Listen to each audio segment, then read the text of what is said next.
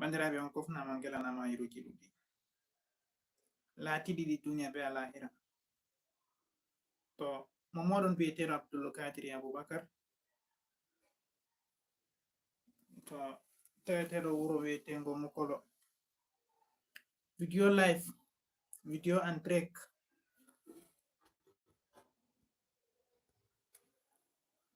Video live, video and direct.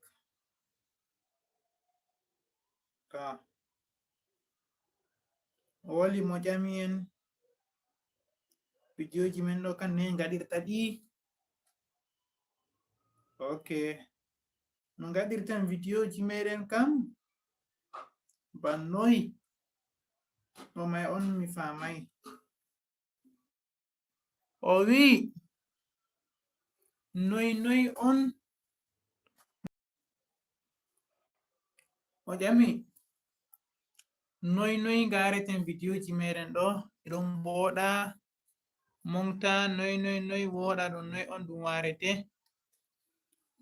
Wala no wala bo no en garata videoji majum, lakin amaran haje camera,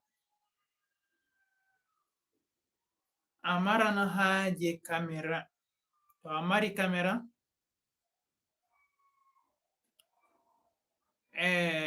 amaran haje camera.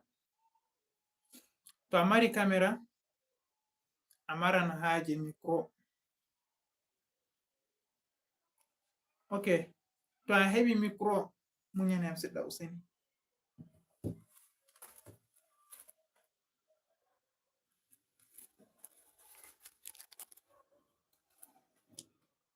Ni ɓuran na ka kanima.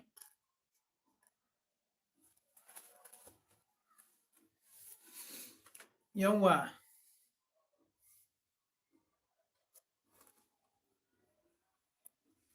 amaran haje camera, amaran haje micro, amaran bo ngandi je famugo montage videoji man no ɗi tokkorto.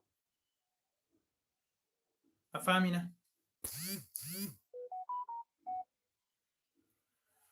Amaran ngandi lawol ngol tokkortoɗa ngara monta video maɗa. To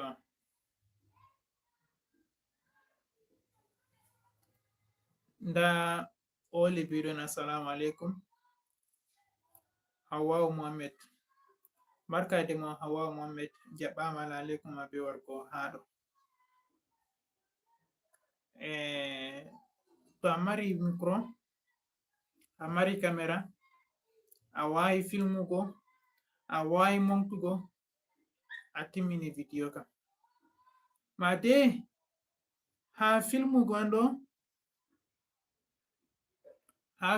man ɗo sai de'ita. Mi yetti. Okay, mimma mi yetti sosai, Allah warji hayru. To a wawi filmugo, a wawi montugo, timmi a heɓi ko ɗume. A wawan a nasta a monta video, a wawan a filma, a wawan a waɗa ko ɗume. Amma ha montugo ɗo kanjum bo amaran haje ordinateur, mana laptops. To a heɓi ordinateur,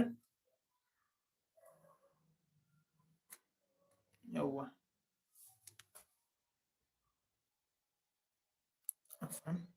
ngaɗe munyal seeɗa.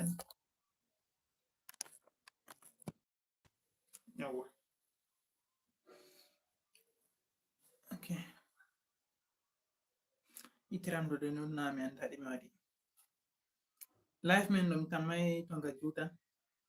Ko waɗi nga jutata bo ngala himɓe ha to. Nda to himɓe ɗon no en dainan seɗɗa. To laatago nde himɓe ngala bo en ndena wakkatiyel fere en maɓɓita live majum. Goɗɗo goto tan mo gontuɗen, Hawwa'u Muhammad. Inshallah on kofnama gelanama hayruji ɗuɗɗi.